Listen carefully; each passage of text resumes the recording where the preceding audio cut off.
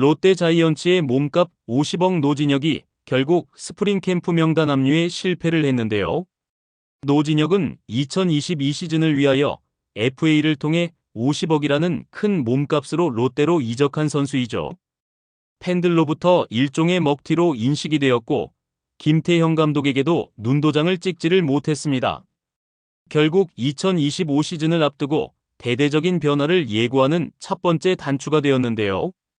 지난 몇 년간 기대와 실망을 반복했던 롯데는 이번 스프링 캠프에서 젊은 선수들에게 기회를 주며 세대 교체를 본격화했습니다. 뿐만 아니라 선수들의 연봉 인상을 통해 팀의 전력 강화를 위한 확실한 투자를 감행했죠. 앞에서 말한 노진혁의 캠프 명단 제외도 이러한 변화의 일환으로 보입니다. 그렇다면 롯데 자이언츠는 어떤 방식으로 전력을 끌어올리고 있는지 좀 더 깊이 분석해 보겠습니다. 이번 영상에서는 롯데의 변화된 전략과 젊은 선수들의 성장, 그리고 2025 시즌 기대할 만한 포인트까지 파헤쳐 보겠습니다. 롯데 자이언츠는 2025 시즌을 앞두고 팀의 체질 개선을 위해 과감한 선택을 했는데요. 그 핵심은 젊은 선수 중심의 세대 교체와 스프링 캠프의 운영이 먼저입니다. 지난 1월 22일 롯데는 2025 시즌 스프링 캠프 1차 명단 41명을 발표했습니다. 가장 눈에 띄는 변화는 베테랑 내야수인 노진혁의 제외인데요. 노진혁은 2022년 4년 최대 50억 원의 계약을 맺으며 롯데의 유니폼을 입었지만 기대에 미치지 못한 성적을 보였습니다.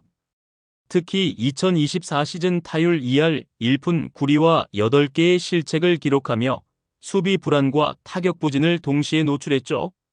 결국 시즌 후반 2군으로 내려가며 입지가 좁아졌고 이번 스프링 캠프 1차 명단에서도 제외가 되며 사실상 전력외로 평가를 받게 되었습니다. 노진혁의 탈락은 단순한 개인의 문제가 아닙니다. 이는 팀이 본격적인 세대 교체를 선언했다는 신호이기 때문이죠. 롯데는 2025 시즌 대비 스프링 캠프를 대만 타이난과 일본 미야자키에서 연속적으로 진행을 하는데요. 1차 캠프는 체력 및 기술 훈련을 집중적으로 훈련하고 대만 WBC 대표팀과 2차례 연습 경기가 예정되어 있습니다. 그리고 2차 캠프에서는 2025 구춘 미야자키 베이스볼 게임즈에 참가를 하여 실전 감각의 극대화 훈련이 예정되어 있습니다. 결국 롯데의 김태형 감독은 이번 캠프를 통해 젊은 선수들에게 실전 경험을 제공하고 2025 시즌 주전 경쟁을 본격화하려 하고 있는데요. 노진혁의 탈락 이후 롯데의 내야진은 젊은 선수들 중심으로 구성될 가능성이 매우 높습니다. 현재 주목을 받는 선수들은 지난 시즌 대단한 활약을 펼쳤던 선수들인데요. 2024 시즌 타율 3할 1푼 1리를 기록한 나승엽은 1루수에 타율 3할 1푼 7리의 18홈런 그리고 OPS 0.891을 기록한 손호영은 3루수에 타율 3할 8리를 기록했던 고승민은 유틸리티 내야수에 기용할 것으로 보이는데요. 3명의 선수 모두 높은 연봉 상승률을 기록했습니다.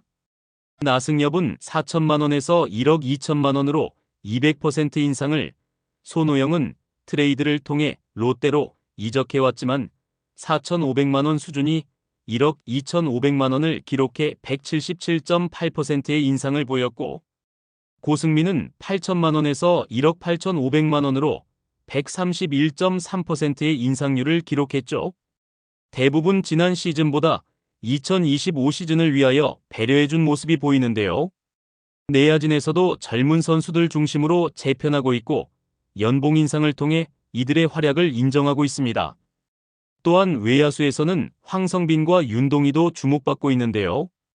황성빈은 지난 시즌 125경기에서 타율 3할 2푼과 뛰어난 주루 능력을 선보이면서 주전 자리를 예약했고, 윤동희도 141경기에 출전을 하여 타율 2할 9푼 3리를 기록하면서 팀의 중심 타자로 성장을 했죠.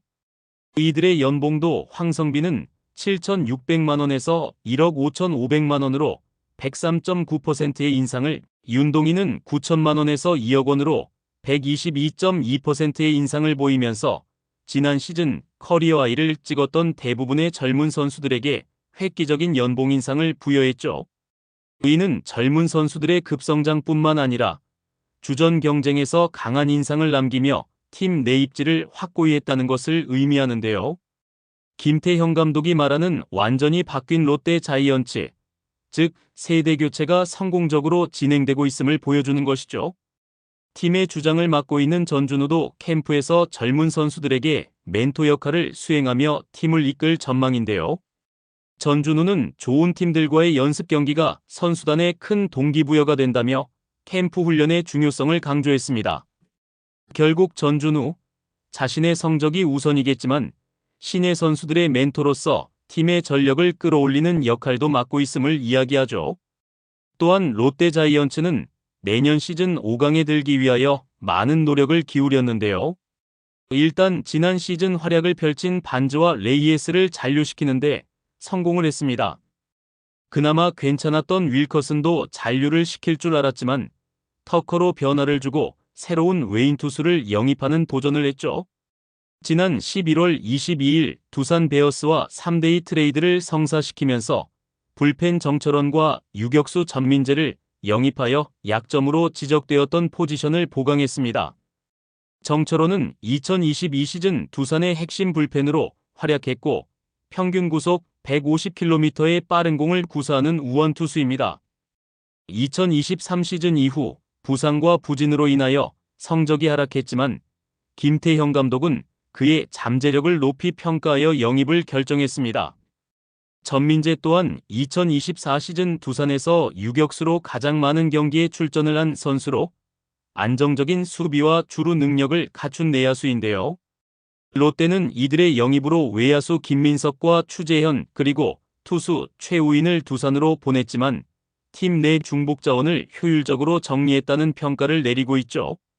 한편 2024 시즌 마감 후 FA로 풀렸던 김원중과 구승민을 모두 잡으며 내년 시즌 포스트 시즌 진출을 위한 팀 운영 기반을 마련했는데요. 하지만 전문가들의 평가에서는 아직 포지션 중에 포수진이 가장 취약하다는 의견이 많습니다. 2024 시즌 유강남에게 많은 기대를 보였지만 타격에서 좋은 모습을 보여주지 못하면서 2군과 1군을 왔다 갔다 했죠. 스프링 캠프 명단에서 볼 수 있듯이 유강남과 정복은 백두산의 신인인 박건우, 박재엽을 통하여 무한 경쟁을 예고했는데요. 베테랑의 동기부여와 젊은 선수들의 기대감을 통하여 실력 향상을 목표로 하고 있습니다. 지난 시즌 초반에 무너졌던 팀의 모습을 2025 시즌에는 겪지 않기 위하여 세대 교체를 가속화했습니다. 특히 내야진의 실책을 줄이는 것이 필요하고 안정적인 리드와 송구 능력을 갖춘 포수 육성에 희망을 걸고 있습니다. 롯데 자이언츠는 2025 시즌의 목표가 포스트 시즌의 진입인데요. 이를 위하여 세대 교체, 전력 보강, 수비 강화라는 세 가지 핵심 전략을 추진하고 있습니다. 젊은 선수들이 급성장하며 팀의 주축으로 자리 잡고 있고 FA 재계약과 트레이드를 통해 부족한 포지션을 보완했습니다. 또한 스프링 캠프를 통해 실전 경험을 쌓고 미야자키 캠프에서 수비 안정화에 집중하는 등 확실한 변화를 시도하고 있죠. 하지만 여전히 수비 불안과 포수진 강화 등의 과제가 남아 있습니다. 롯데의 김태형 감독은 이러한 약점을 극복하고 5강 경쟁에 성공할 수 있을지 2025 시즌 그들의 도전을 지켜보시죠. 여러분의 생각은 어떠신가요? 댓글로 의견을 남겨주세요. 그리고 이 영상이 유익했다면 구독과 좋아요 부탁드립니다. 감사합니다.